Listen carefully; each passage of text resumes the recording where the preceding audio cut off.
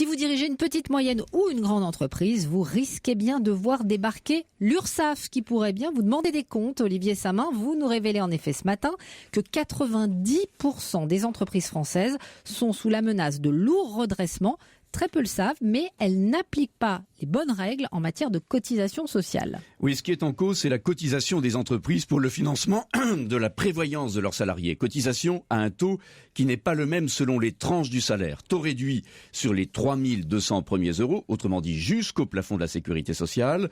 Taux plus élevé au-delà. Jusque-là, l'administration ne disait rien sur ces taux différents. Mais depuis un décret sorti il y a un an, la règle ne supporte plus aucune dérogation. Le taux doit être le même sur tout le salaire, ce qu'ignorent la très grande majorité des entreprises.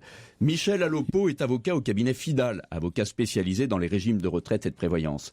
Ça fait des mois qu'il tire la sonnette d'alarme et il le dit clairement, le risque de redressement à grande échelle n'a jamais été aussi fort.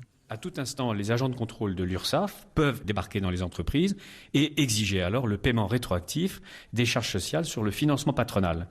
Et la facture peut grimper très vite. Prenons un exemple d'une société de 100 salariés. Eh bien, le redressement pour une seule année représente 25 000 euros. Pour une seule année. 2 années, ce serait 50 000 euros. Et pour une entreprise de 1000 salariés, c'est 10 fois plus. 250 000 euros pour une année, 500 000 euros pour 2 années. L'Institut de la protection sociale, qui lève le lièvre aujourd'hui, a essayé à plusieurs reprises ces derniers mois d'infléchir la position du ministère des Affaires sociales.